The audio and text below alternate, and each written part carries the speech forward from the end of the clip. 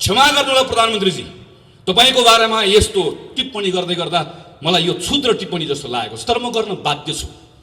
तपाईको यो कृत्य काम देखेपछि मैले भन्नुपर्ने भएको छ, तपाईको नाम बदलिदिनुस् अब। केबाट खड्गप्रसाद ओली होइन, केपी ओली भनेको कृत्य प्रसाद ओली हो भनेर भन्ने बेला आएको छ। मलाई दुःख लागेको छ। ओली र ओलीको टोली सँगसँगै अर्को ठुलो समस्या भनेको राष्ट्रपति हो। राष्ट्रपतिजी, मैले अस्ति पनि भने कार्यक्रममा, प्रथम नागरिक, हाम्रो 12 आमाभन्दा पनि माथि। राष्ट्रपतिको निवास भनेको शीतल निवासको वरिपरि गइसकेपछि श्रद्धाले शिर झुक्नुपर्ने हो। हाम्रो त्यो सद्भाव हुनुपर्ने हो नि। तब हामी सबैको प्रथम हिजो राष्ट्रपति कुनै पार्टीमा आबद्ध हुन्छ, राष्ट्रपति कुनै व्यक्ति कुनै कोहीसँग नजिक हुन्छ, हिजो काहीँ न काहीँ राजनीतिक पृष्ठभूमिबाट आएको हुन्छ, तर एकपटक त्यो ठाउँमा गएर बसिसके पछाडि, त्यो जिम्मेवारी लिइसके पछाडि त हाम्रो प्रथम नागरिक हो नि। वन्स प्रेसिडेन्ट अलवेज प्रेसिडेन्ट भनेर भन्छ। पूर्व राष्ट्रपति हुँदैन। रामवरण यादव पूर्व राष्ट्रपति होइन, राष्ट्रपति रामवरण यादव। एकपटकको राष्ट्रपति सधैँभरि राष्ट्रपति हुन्छ। अमेरिकामा प्रेसिडेन्ट ओबामा भनेको जस्तै, अमेरिकामा प्रेसिडेन्ट क्लिन्टन भनेको जस्तै हामीले पनि त्यस्तै संस्था निर्माण गर्न खोजेको। तर हेर्नुहोस् त, राष्ट्रपतिको पनि नाम बदलिनु पर्ने अवस्था आयो। मलाई क्षमा गर्नु राष्ट्रपतिजी, दुःख लागेको छ। यो पटक्कै भन्ने मन होइन। बडो सम्मानका साथ तपाईको नाम लिने इच्छा हो, तर तपाईको हरकतले हामी भन्न बाध्य भएका छौँ, तपाईँ हाम्रो राष्ट्रपति होइन, तपाईँ केपी ओलीको एउटा गुटपति हो। राष्ट्रपति एउटा गुटपतिमा सीमित रहनु भयो। त्यसैले मेरो त तपाईँलाई आग्रह छ, यत्रो धेरै राजनीति गर्ने रहर छ भने छोडिदिनुहोस् न। आउनुहोस् यहाँ तपाईँहरूको कार्यालय छ कतातिर, धुम्मराईतिर। एउटा अध्यक्षको कुर्सी खाली छ, 2टा अध्यक्ष हुने पार्टी हो, एउटा अध्यक्ष गइहाल्नु। आउनुहोस्, बस्नुहोस्, नेपाली कम्युनिस्ट पार्टीको अध्यक्ष हुनुहोस्, चलाउनुहोस्, तपाईँकै पार्टी हो। मैले नक्सा बनाएँ, त्यो नक्साभित्र भएको भूभाग ल्याउनका निम्ति मलाई 2/3 बहुमत चाहिएको छ। देशभक्त नेपालीहरूको देशभक्तिको अपमान गर्ने, तपाईँको प्रतिनिधि भएर गएको संसदमा एउटा रेकर्ड पल्टाएर हेरियोस्, संसदभित्र बोलेको कुरा हेरियोस्, संसदको समितिमा बोलेको कुरा हेरियोस्। प्रेसमा नक्सा छापेर कोही ठुलो हुँदैन भनेर प्रधानमन्त्रीले भन्दै गर्दा यही नेपाली काङ्ग्रेस हो सबैभन्दा पहिला वक्तव्य निकालेर प्रधानमन्त्रीले आग्रह गर्ने, आग्रह मात्र होइन दबाब दिने। म नेपाली काङ्ग्रेस मात्र भन्दिनँ, नेपाल कम्युनिस्ट पार्टी पनि हो, मधेसको पार्टी पनि हो। संसदभित्रको एउटा सांसद बाहेक सब सांसद एक ठाउँमा उभिएको, भोलि पनि उभिन्छ। सिङ्गो संसदले पारित गरेको होइन यो नक्सा, सिङ्गो संसदले प्रधानमन्त्रीले आड भरोसा दिएको होइन हाम्रो भूमि फिर्ता ल्याउनलाई। संसदको अपमान गर्ने अनि अहिले आएर झुट कुरा लेख्ने, झुट कुरा बोल्ने। सरकारको कामको दुष्प्रचार रोक्नका लागि मलाई 2/3 चाहियो। कसले गरे दुष्प्रचार? सरकारको काममा प्रश्न कसले उठायो? सञ्चार माध्यमको साथीहरू हुनुहुन्छ यहाँ, माया नगर्नुहोस्, लेख्नुहोस्, बोल्नुहोस्, भन्नुहोस्, लेखिराख्नु भएको अझै लेख्नुहोस्। म तपाईँलाई पनि आग्रह गर्न चाहन्छु, प्रधानमन्त्रीको सङ्केत कोतर्फ हो? तपाईँको कलमको निभ भाँच्न चाहनुहुन्छ, तपाईँको क्यामेराको लेन्स भत्काउन चाहनुहुन्छ, तपाईँले बोल्दै गरेको ओठमा ताला ठोक्न चाहनुहुन्छ, तपाईँ र मैले चाल्दै गरेको कदमलाई रोक्न चाहनुहुन्छ। होइन भने के को लागि? संसदमा अहिले विचाराधीन भएको विधेयकलाई एकपटक पल्टाएर हेरौँ, सरकारको नियत थाहा हुन्छ। मैले कोभिडमा काम गर्न सकिनँ, मलाई 2/3 बहुमत चाहियो। लाज पनि लजाउँछ प्रधानमन्त्रीजी।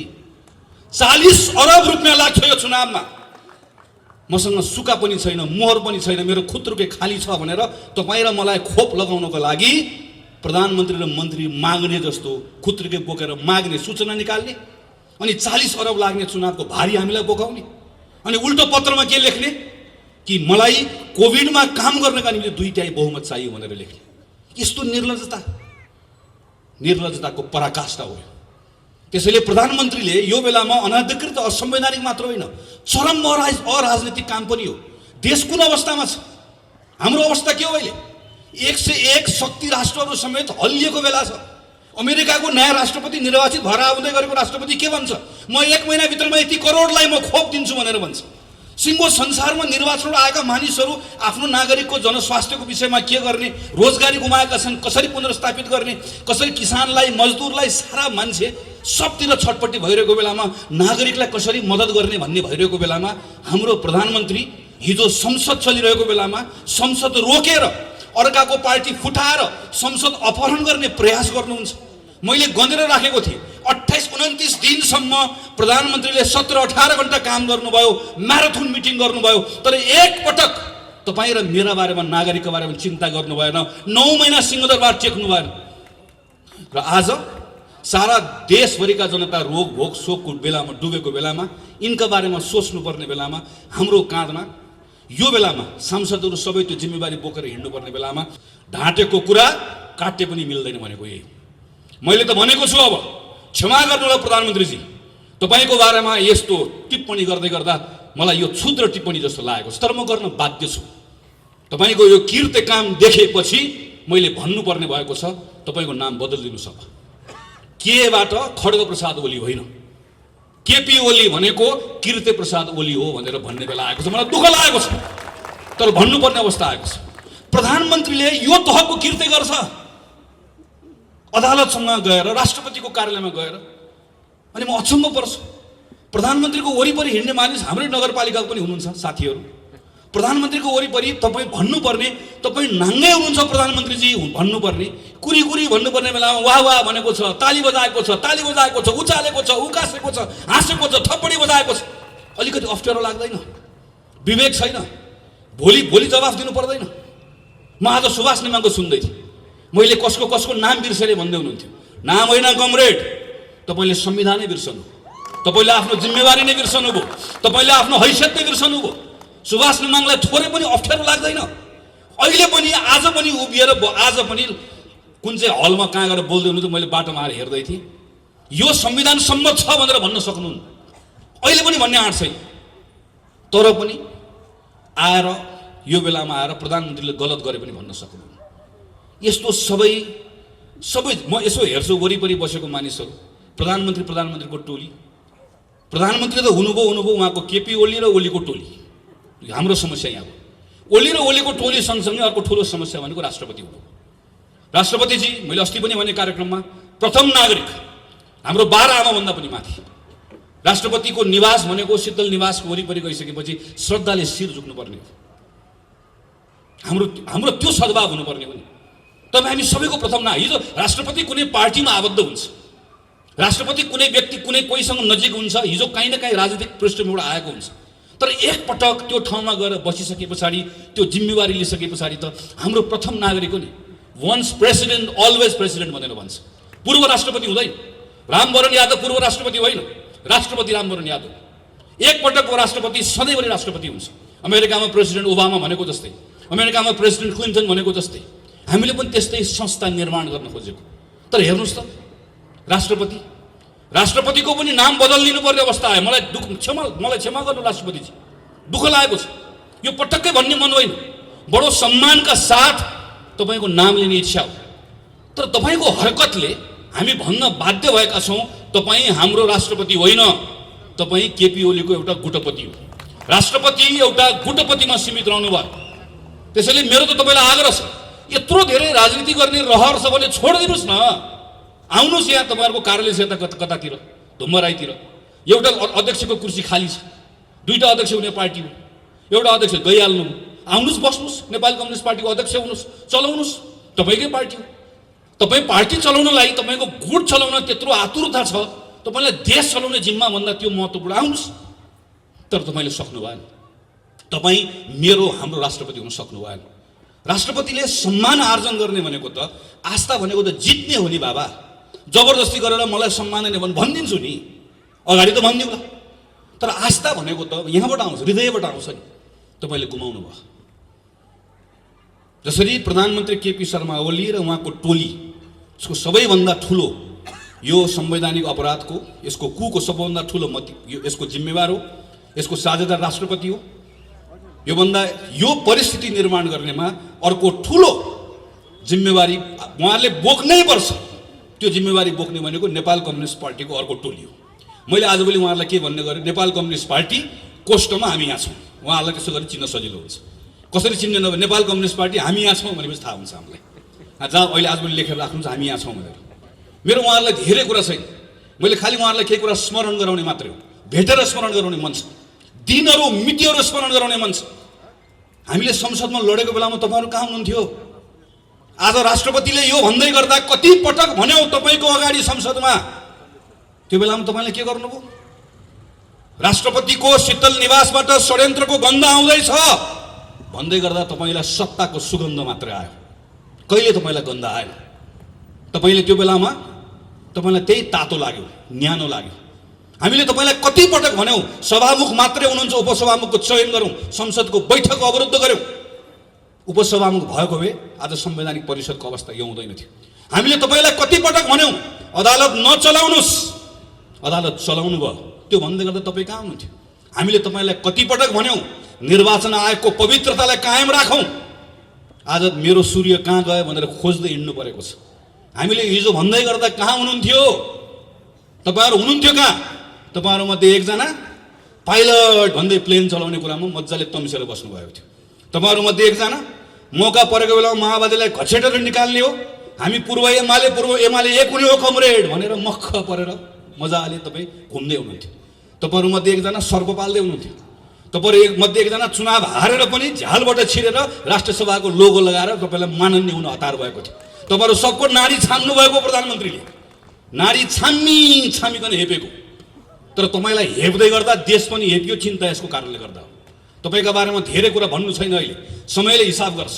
आजको चिन्ता भनेको हाम्रो संविधानलाई हेपिएको छ, देशलाई हेपिएको छ। हाम्रो चिन्ता यो र संविधानलाई हेपिएको बेलामा, देशलाई हेपिएको बेलामा अरू खुद्रा मसिना कुराको हिसाब किताब पछाडि गरौँला। यो बेलामा प्रधानमन्त्री केपी शर्मा ओलीले गर्नुभएको असंवैधानिक कदमलाई, त्यसलाई खारेज गर्ने कुरा नै सबैभन्दा महत्त्वपूर्ण कुरा हो। र यो खारेज गर्ने कुरामा आज सेन्टरमा को छ? अदालत छ। हामी सबै एउटा विश्वासको आँखको साथमा अदालततर्फ हेरिरहेका छौँ। अदालतले न्याय गर्नुपर्छ, अदालतले विवेक पुर्याउनुपर्छ। अदालतमाथि पनि थुप्रै प्रश्नहरू उठेका छन्। ती सबै प्रश्नहरू हामी सडकबाट खारेज गर्न सक्दैनौँ। अदालतको निर्णयले ती प्रश्नहरू खारेज गरिदियोस् भन्ने हामी चाहन्छौँ। अदालतमा हिजो पार्टीमा आबद्ध भएका मानिसहरू पनि पुगेका छन्, पुग्छन्। म त्यसलाई अनौठो मान्दिनँ, अनौठो मात्र होइन, म त्यसलाई स्वाभाविक मान्छु। प्रेमबहादुर दाइ यहाँ हुनुहुन्छ, आज काङ्ग्रेसको नेता हुनुहुन्छ, मभन्दा पहिलादेखि नेपाली काङ्ग्रेस पार्टीमा लाग्नुभएको वरिष्ठ अधिवक्ता हुनुहुन्छ। तर यो हामी प्रेमबहादुर दाइहरूले सिकेको, हामीलाई सिकाएको कुरा यही हो, जवाफ दिनुपर्छ। पत्र कहाँ गयो? अदालतमा दर्ता भएको पत्र सरकारले कसरी लिएर गयो? दोषीको हो, दोषीलाई दण्ड दिनुपर्छ। होइन भने यसलाई खालि यताउता पन्छाएर मात्रै चित्त बुझ्दैन श्रीमान, चित्त बुझ्दैन। चित्त हाम्रो बुझ्नुपर्छ। न्याय गरे भनेर मात्र हुँदैन, न्याय गरेको देखिनुपर्छ। प्रधानमन्त्रीले त खुल्ला भन्नुभएको छ, मैले अदालत मिलाएको छु भनेर। हामी अदालतको सम्मान रहोस् भन्ने चाहन्छु। अदालतलाई हाम्रो संविधानले सर्वोच्च अदालत भनेर मात्र चिन्छ। सम्मानित अदालत त हामीले बनाएको।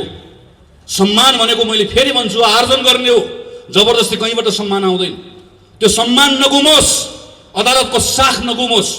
यदि अदालतको साख गुम्यो भने त्यसपछि हाम्रो अदालतको नाम सर्वोच्च अदालत होइन, सेटिङ अदालत हुन पुग्छ। त्यो नहोस् भन्ने हाम्रो चाहना हो। किनकि विश्वास हो, भरोसा हो। सबैभन्दा बढी अदालतप्रतिको विश्वास र भरोसा हाम्रो छ। त्यस कारणले गर्दा चिन्ता हाम्रो छ। यो चिन्ताले भनेको यो अदालतप्रतिको सम्मान, त्यो सम्मानको कारणले गर्दा भनेको। त्यसैले आदरणीय साथीहरू, आदरणीय अग्रजहरू, यो बेलामा यस कारणले गर्दा नेपाली काङ्ग्रेस सडकमा आएको छ। एउटै प्रश्न बोकेर आएको छ, एउटै विचार बोकेर आएको छ, एउटै मन लिएर आएको छ। कोही अल्मलिनु पर्दैन। पार्टीका नेताहरूले भनेका कुराहरू, तरिकाहरू, आफ्नो शैलीहरू होलान्, शैलीहरू फरक हुन सक्दैन। हाम्रो कुरा एउटै छ, हाम्रो कुरा एउटै छ। र हाम्रो त्यो कुरा भनेको प्रधानमन्त्रीले गर्नुभएको काम असंवैधानिक हो।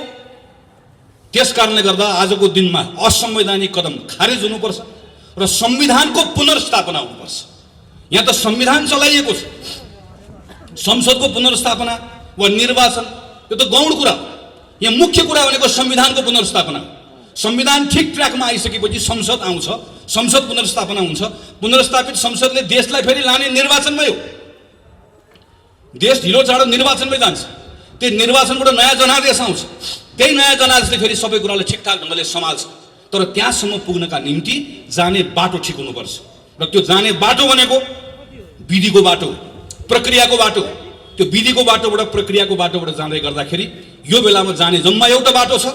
सर्वोच्च अदालतप्रतिको हाम्रो विश्वास छ, हाम्रो भरोसा छ। प्रधानमन्त्रीले जे जे कुरा भन्नुभएको भए पनि, बाहिर जे जे हल्ला चलेको भए तापनि ती सारा कुरालाई अदालतले खारेज गरिदिन्छ र अदालतले न्याय गर्छ, अदालतले विवेक पुर्याउँछ, संविधानको पक्षमा उभिन्छ र त्यही निर्णयबाट संविधान सच्चिने काम हुन्छ। आदरणीय साथीहरू, यो बेलामा काङ्ग्रेस यस कारणले गर्दा पनि अरू बढी चिन्तित हुनु परेको छ, किनकि संविधानमाथि प्रश्नहरू उठ्दै गर्दा संविधानको धाराहरू मात्र चलाइएको हुन्न, संविधानप्रतिको विश्वास पनि चलाइएको हुन्छ। 15 सालमा संविधान बन्यो, 17 सालमा राजा महेन्द्रको महत्त्वाकांक्षाले खायो। राजा महेन्द्रले महत्त्वाकांक्षा नराख्नु भएको भए आज हामीसँग 60 वर्षको संसदीय प्रजातन्त्रको इतिहास रहन्थ्यो र आज संवैधानिक राजतन्त्र पनि रहन्थ्यो, केही फरक पर्दैन थियो। हामी संवैधानिक राजतन्त्र भएको, संसदीय प्रजातन्त्र भएको, एउटा परिपक्व हाम्रो राजनीतिक आर्थिक संस्थाहरू भएको, लोकतान्त्रिक संस्थाहरू भएको नेपाल एउटा विकासको अर्को चरणमा पुगिसकेको देश हुन्थ्यो। यो पुस्ताको नेपालीहरू काम खोज्नको लागि कतार इजरायल जानु पर्दैन थियो। हाम्रो 30औं वर्ष खेर गयो। 46 सालपछि अघि सभापतिले चर्चा गर्नुभयो, म त 48 सालको एसएलसी दिएको मान्छे। 46 सालको आन्दोलनमा त क्लास 9 मा पढ्थेँ। प्रजातन्त्र जिन्दाबाद भन्दै भन्दै बाहरू सबै हामी पनि हिँड्यौँ, सबै कुरा बदलिन्छ भन्ने लाग्यो। गल्ती हामीले पनि गर्यौँ, कमजोरी हामीले पनि गर्यौँ। महामारीको दुस्साहस, यत्रो मानिसहरू मारे अनाथ, दरबारको षड्यन्त्र फेरि गयो 10-15 वर्ष खेर। 65 सालपछि फेरि आयो। यो पनि त 12-13 वर्ष भइसक्यो।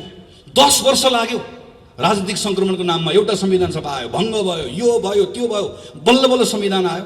अब एउटा मान्छेलाई सनक छोले भत्काइदिने अब, अनि वैशाखपछि के गर्ने अब? संविधानले त बाटो देखाउँदैन। अनि फेरि अर्को एउटा कोर्समा जाने, फेरि एकपटक फेरि प्रजातन्त्र गुमाउने, अनि अलि वर्षपछि अर्को पुस्ता आउने, अनि त्यो बेलामा फेरि हामी सिनियर हुने, त्यो पुस्ताले आएर फेरि उसले आएर फेरि आन्दोलन गर्ने, अनि आन्दोलनबाट फेरि प्रजातन्त्र पुनर्स्थापना हुने, घुमिराख्ने हामी के अगाडि बढ्ने हो? हाम्रा कति विषयहरू छन्, हाम्रा कति मुद्दाहरू छन्, यी तमाम विषयलाई सम्बोधन गरेर अगाडि बढ्ने होइन। त्यस कारणले गर्दा यो संविधान चलाएको कुरालाई सामान्य रूपमा नलिउँ। म खास गरी तन्नेरी साथीहरूलाई आग्रह गर्छु, जेनेरेसनको कुरा हो यो। मैले देखेको छु मेरो आँखा अगाडि मेरो जेनेरेसन जसले योभन्दा फरक ढङ्गबाट सायद योगदान पुर्याउन सक्थ्यो होला, गयो नि हाम्रो 15-20 वर्ष। अर्को जेनेरेसनको जान्छ।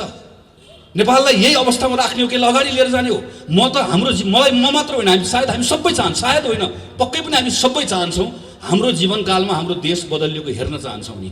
हामी यस्तो परिचय भएको नेपाल चाहन्नौँ नि, यो बदलेको चाहन्छौँ, विकासको अर्को चरणमा पुग्न चाहन्छौँ। यसरी पुगिन्न नि।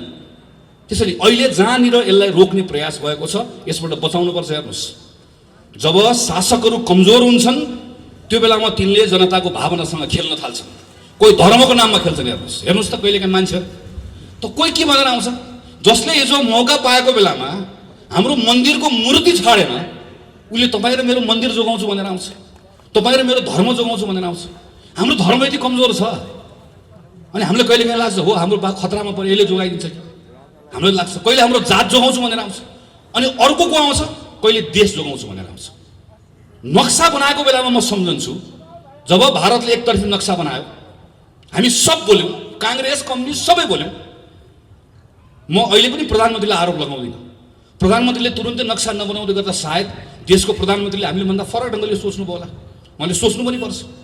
यसलाई हामीले सडकको विषय बनाएनौँ, हामीले उहाँमाथि दबाब दियो, एउटा आधार उहाँलाई दियो, नक्सा बनायो। आज हामी के चाहन्छौँ, नेपालको जोसुकै प्रधानमन्त्री होस्, अब हामी भारतसँग यो विषयका सन्दर्भमा हामी समान सम्बन्धका आधारमा विषयलाई टुङ्ग्याउन चाहन्छौँ। भारतसँग पनि त्यही हो, चीनसँग पनि त्यही हो, अमेरिकासँग पनि त्यही हो। हाम्रो विदेशसँग हुने सबै सम्बन्धहरू समानताका आधारमा हुनुपर्छ र नेपाल यो ठाउँमा एक ढिक्का भएर उभिनुपर्छ भन्ने चाहन्छु। तर हेर्नुहोस् त यो विषयलाई कहिले नक्सा बनाएकोले मलाई मेरो पार्टीबाट निकालिदिन खोज्यो, नक्सा बनाएकोले मलाई प्रधानमन्त्री बदलिदिन खोज्यो, नक्सा बनाएको कारणले गर्दा मलाई घेराबन्दी गरेर अलिकति अप्ठ्यारो लाग्दैन? अनि यसो भन्दै गर्दा प्रश्न गर्नु पर्दैन? प्रत्येकले प्रश्न गर्नुपर्छ। हेर्नुहोस्, यही अस्ति मैले हेरेँ, मलाई छक्क पर्छु कहिलेकाहीँ।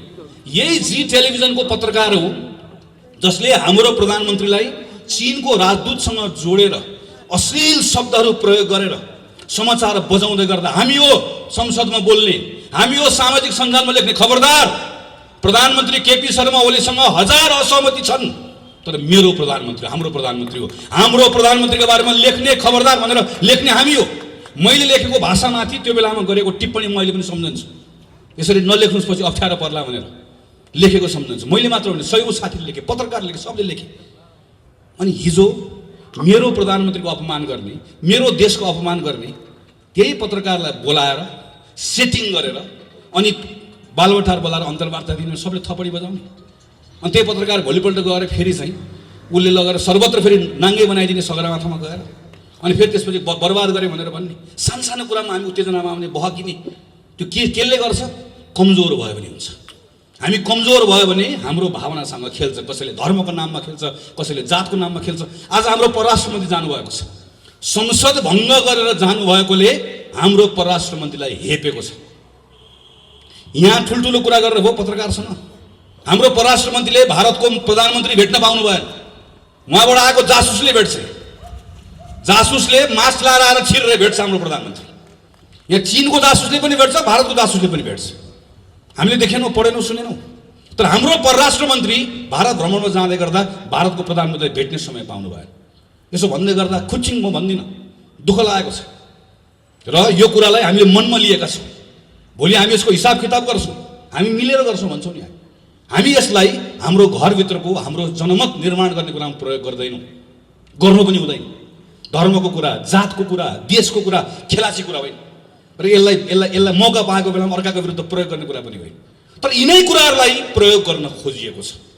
त्यस कारणले गर्दा बोल्नुपर्छ साथीहरू, भन्नुपर्छ। त्यसैले म तपाईँहरू सबलाई आग्रह गर्छु, कोही अलमलमा रहनु पर्दैन। एउटा ठुलो षड्यन्त्र देशमा, ठुलो षड्यन्त्रमा यसलाई हालिसक्यो, अँध्यारो सुरुङमा हालिसक्यो। मैले त सुनिरहेको छु, प्रहरी चलाउने, सेना चलाउने थुप्रै हरकतहरू अब अरू केही दिनमा गर्न खोजिँदैछ भन्ने कुराहरू सुनिराखिएको छ। यी सब कुराहरूमा हामीले रोक्नुपर्छ। हामीले अहिले बोलेनौँ भने पछि इतिहासले हामीलाई सराप्नेछ। हामी अहिले बोल्यौँ, एक ठाउँमा आयौँ, एक ढिक्का भएर बोल्यौँ, ठिक ढङ्गले उभियौँ भने छोडिदिनुहोस्, चुनाव आफै हुन्छ। चुनावमा परिणाम हाम्रो पक्षमा आफै। जनता विवेकी छन् नि, उनले हेरिहाल्छन् नि, उनले मूल्याङ्कन गरिहाल्छन् नि। यो बेलामा नेपाली कङ्ग्रेसले आफ्नो धर्म निर्वाह गरिरहेको थियो, कर्तव्य पुरा गरिरहेको थियो भनेर भन्यो भने जनता समय आएको बेलामा हामीसँग आउँछन्, उभिन्छन्। हाम्रो कर्तव्य यो बेलामा त्यस कारणले गर्दा गाउँमा जाने, टोलमा जाने, सबैतिर जाने गरेर गएर बताउने मात्र होइन, भरोसा पनि दिने। काङ्ग्रेस रुने होइन, काङ्ग्रेसले यो बेलामा ढाडस दिने हो, भरोसा दिने हो। जनताको बीचमा प्रधानमन्त्रीले असंवैधानिक कदम चाल्नु भएको छ, तर हामी सच्याएर छाड्छौँ भनेर भन्ने हो। प्रधानमन्त्रीले देशलाई अँध्यारो सुरुङतर्फ धकेल्न खोज्दै हुनुहुन्छ, तर हामी रोकेर छाड्छौँ भन्ने हो। प्रधानमन्त्री र नेपाल कम्युनिस्ट पार्टीले जनताको मतको अपमान गर्यो, अपमानको बदला लिएर छाड्छौँ भन्ने हो। हामीले हिसाब किताब गरेर छाड्छौँ भन्ने हो। हामीले त्यो आड दिने हो, त्यो भरोसा दिने हो। काङ्ग्रेसको साथीहरूले एउटा ताकत आफूमा पनि राख्ने हो, जनतालाई पनि एउटा आड भरोसा दिने हो। यो काममा तपाईँहरू सबै लागिराख्नु भएको छ, थप लाग्नुहुन्छ भने विश्वासको साथमा आज नगर कार्य समिति यत्रो भव्य कार्यक्रम गर्यो। यहाँहरू सबैलाई हार्दिक धन्यवाद दिँदै मेरो आफ्नो कुरा टुङ्ग्याउँछु। धन्यवाद, नमस्कार, जय नेपाल। लगायत नगर कार्य समितिका साथीहरू, उपस्थित दाजुभाइ दिदीबहिनीहरू सबैलाई मेरो हार्दिक जय नेपाल। म क्षमा चाहन्छु, म आज ललितपुरको कार्यक्रम, मेरो पूर्व निर्धारित कार्यक्रम थियो। ललितपुर भन्न साथ जाउलाखेल याद आउँछ। म गएको चाहिँ गोटी खेल, ठ्याक्कै यहाँ अहिले घडी हेरेर 3 घन्टा 10 मिनटमा यहाँ आइपुग्दो रहेछ। त्यसैले बिहान गएर कार्यक्रम गएर केही साथीहरू प्रवेश गराएर केही कुरा राखेर दौडेर यहाँ आइपुग्दै गर्दाखेरि पनि अलिकति ढिलो आइपुग्यो। म यसको लागि क्षमा माग्न चाहन्छु। बुढा नीलकण्ठ नगरपालिकाको नेपाली कङ्ग्रेसमा आबद्ध प्रत्येक साथीलाई थाहा छ, आजको यो कार्यक्रम, यसको विरोध कार्यक्रम एउटा महत्त्व छँदैछ। तर हाम्रो सङ्गठनकै लागि पनि यो कार्यक्रमको असाध्यै ठुलो महत्त्व छ। आज हामी जसरी नगर कार्य समितिको मञ्चमा एक ठाउँमा जम्मा भएका छौँ, यसैले हाम्रो सङ्गठनको ताकत बुढा नीलकण्ठ नगरपालिकाभित्र, क्षेत्र नम्बर 4 भित्र कति बढेर जान्छ भन्ने कुराको एउटा सुखद सङ्केत हामीलाई दिएको छ। आजको यो कार्यक्रम यो अवस्थामा सम्पन्न हुने कामका निम्ति म नेपाली कङ्ग्रेस क्षेत्र नम्बर 4 का क्षेत्रीय सभापति, 5 का क्षेत्रीय सभापति, प्रदेशका मान्यजीहरू, प्रदेश कमिटीका साथीहरू, नगर कमिटीकै सभापति गणेश कोइराला लगायत अरू केही साथीहरू हुनुहुन्छ मलाई थाहा छ जसले असाध्यै मेहनत गर्नुभएको छ।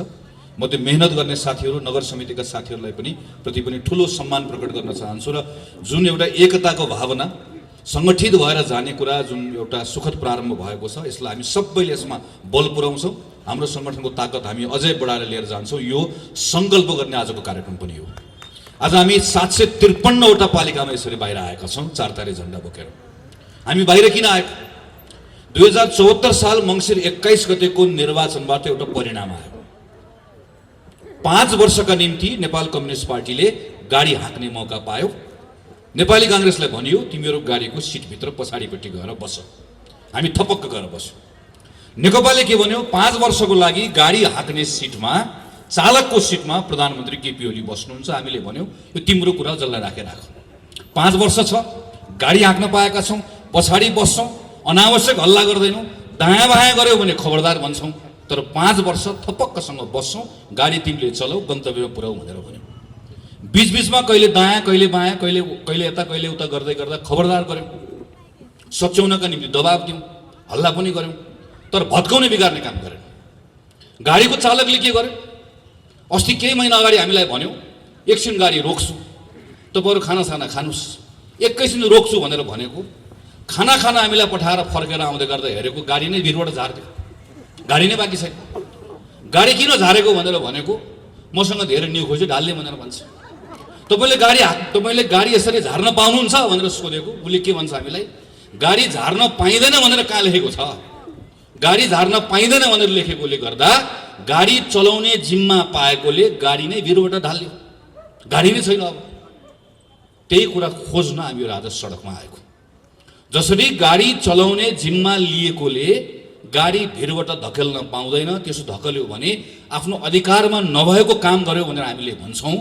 त्यसैले प्रधानमन्त्रीले गर्नुभएको यो कामलाई अघि प्रेमबहादुर दाइले भनिसक्नुभयो किन असंवैधानिक हो भनेर। त्योभन्दा अगाडि म के भन्छु भने असंवैधानिक भन्दा अगाडि अनधिकृत हो। बहुमत पाएको प्रधानमन्त्रीले संसद विघटन गर्न पाउने कुरालाई हाम्रो संविधानले चिन्दै गाडी धकेलिदिएको भनेको जस्तै। नेपाली कांग्रेसको क्षेत्रीय सभापति राजु श्रेष्ठले गणेश कोइरालालाई तपाईँ नगर समितिको सभापति होइन भनेर भन्नुभयो, वा जिल्ला सभापति सबुज वानियाले भन्नुभयो भने, वा कसैलाई पार्टीभित्र भन्यो भने त्यो बेलामा हामी के भन्न सक्छौँ, विधानमा लेखेको छैन, विधानमा भएन भनेर भन्न सक्छौँ, वा विधानमा छ भनेर भन्न सक्छौँ। हामी विधानको छलफल गर्छौँ। तर नेपाली कांग्रेसको क्षेत्रीय सभापति राजु श्रेष्ठले नेपाल कम्युनिस्ट पार्टीको नगर कार्य समितिको सभापति रविनजीलाई निकालिदिनु भयो भने रविनजी कुन चाहिँ विधान लिएर आउनुहुन्छ, के भन्नुहुन्छ भने, मलाई कांग्रेसको सभापतिले निकाल्नुभयो भनेर विधान भन्नुहुन्छ। त्यो बेलामा उहाँले के भन्नुहुन्छ, तपाईँको अधिकार क्षेत्रको विषय नै होइन, यो अनधिकृत काम हो भनेर भन्नुहुन्छ। प्रधानमन्त्री केपी शर्मा ओलीले गरेको ठ्याक्कै त्यही हो। प्रधानमन्त्री केपी बहुमत प्राप्त प्रधानमन्त्रीले संसद विघटन गर्न पाउने कुरालाई हाम्रो संविधानले चिन्दै त्यो अधिकार दिएकै छैन। संविधानमा लेखेको छ कि छैन? संविधान सभामा तपाईँले जिम्मा दिएर पठाएर आएको सदस्य दुईटै संविधान सभामा काम गरेर आएको, अझ संयोगले दोस्रो संविधान सभाभित्र मस्यौदा समितिमै काम गरेर आएको, एउटा छलफलमा भाग लिएको छु र प्रत्येक छलफलमा भाग लिएको कुरालाई टिपोट गरेर राखेको छु। संसदभित्र त्यहाँभित्र संविधान सभाभित्र भएको छलफलको एउटा रेकर्ड संविधान सभामा पनि छ। नसाको सुरमा छलफल गरेको होइन, सुझबुझ राखेर छलफल गरेको, देशको लागि गरेको। 47 सालको संविधानमा लेखिएको थियो धारा 53मा बकाइदासँग प्रधानमन्त्रीले चाहेको बेलामा संसद विघटन गर्न पाउँछ। हामीले गर्यौं, सही गर्यौं, गलत गर्यौं, तर संविधानमा लेखेको थियो, त्यो लेखेको कुरालाई प्रयोग गर्यौं। मनमोहन अधिकारीले, सूर्यबहादुर थापाले, शेरबहादुर देउवाले पालै पिलो त्यही धारा टेकेर संसद विघटन गर्ने सिफारिस गर्नुभयो। एउटा अनुभव गर्यौं, त्यो अनुभवबाट एउटा निष्कर्षमा पुग्यौं, नेपालमा संसदीय व्यवस्था चलाउनका निम्ति केही विशिष्ट प्रावधान राख्नुपर्छ। पार्टी आउँछ, बहुमत ल्याउँछ, पार्टीमा झगडा हुन्छ र बहुमत प्राप्त गरेको प्रधानमन्त्रीले पार्टीको झगडाको भारी संसदलाई बोकाइदिन्छ। त्यसैले पार्टीको झगडाको छाया संसदमा पर्नु, त्यसकारणले गर्दा संसदलाई अलग्ग जोगाउनुपर्छ। त्यसका निम्ति एकातिर बहुमत प्राप्त गरेको प्रधानमन्त्रीलाई 2 वर्ष छुन नपाउने व्यवस्था पनि संविधानमा लेखौं, बहुमत प्राप्त गरेको प्रधानमन्त्रीले संसद भङ्ग गर्न नपाउने कुरा पनि संविधानमा लेखौं भनेर लामो छलफल गरेर विद्यादेवी भण्डारी, केपी शर्मा ओली, पुष्पकमल दाहाल, शेरबहादुर देउवा सबैजना भएको संविधान सभाले बनाएको संविधान हो। यो कुनै अलमलै छैन, यो जानेर लेखेको, लामो छलफल गरेर लेखेको। यत्रो कुरा लेख्दै पनि, यत्रो कुरा सबै प्रष्ट हुँदै पनि यदि यो संविधान सभाले बनाएको संविधानमा युगमा नलेखेको कुरा सदर गरिन्छ भने त्यो बेलामा संविधानमा एउटा धारा थपिदिए हुन्छ र धारामा प्रष्ट लेख्दै हुन्छ, प्रधानमन्त्री सनक्क सन्किएको बेलामा, रिस उठेको बेलामा संसद भङ्ग गर्न पाइनेछ भनेर बगैँचा लेख्दै हुन्छ। भएको त्यति मात्रै हो। यो अहिले संसद भङ्ग भएको प्रधानमन्त्री सन्किएर मात्र हो। यो भन्दा दायाँ बायाँ अरू केही पनि छैन। नपत्ता हेर्नुहोस्, प्रधानमन्त्रीले राष्ट्रपतिलाई दिनुभएको पत्र एकपल्ट पल्टाएर हेर्नुहोस्, के लेख्नु भएको छ? उहाँ भन्नुहुन्छ 2/3 बहुमत नभएकोले, 2/3 बहुमत चाहिने भएकोले यो संसद भङ्ग गरेको छु। लेख्नुभयो के त्यो? 2/3 बहुमत किन रे? मलाई संविधान संशोधन गर्नु परेकोले 2/3 बहुमत चाहियो। म कमरेड केपी ओलीलाई यही मञ्चबाट प्रश्न गर्छु, यही मञ्चबाट मेरो प्रश्न छ, नागरिकको प्रश्न हो, तपाईले बताउनुपर्छ। तपाईले 2/3 बहुमत प्राप्त गर्नुभयो भने संविधानको कुन चाहिँ धारा संशोधन गर्न खोज्नु भएको बताउनुपर्छ। म भन्छु तपाईले कुन चाहिँ धारा संशोधन गर्न खोज्नु भएको। कालो टोपी लगाएर जुलुसमा आउन पाइन्न अहिले जहाँ प्रधानमन्त्री हुनुहुन्छ। प्रधानमन्त्रीको अगाडि कालो लुगा लाएर उभिन पाइन्न। राजा ज्ञानेन्द्रको अगाडि उभिएर आएको हामी आज संविधानमा संशोधन गर्न प्रधानमन्त्रीले चाहनु भएको कुरा, हाम्रो बोल्न पाउने, हिँड्न पाउने, लेख्न पाउने, हाम्रो अभिव्यक्ति राख्न पाउने, हाम्रो फरक मत राख्न पाउने, हाम्रो अधिकारलाई यो राजाले जसरी खोसे त्यही कुरा संशोधन गर्नका निम्ति प्रधानमन्त्री 2/3 बहुमतको खोजी गर्दै हुनुहुन्छ। होइन भने 2/3 बहुमत नभएर संसद भङ्ग गर्छु, मलाई 2/3 बहुमत चाहियो भनेको के को लागि? संविधानमा कुन चाहिँ धारा संशोधन गर्न खोजेको? प्रधानमन्त्रीले पत्रमा लेख्नुभयो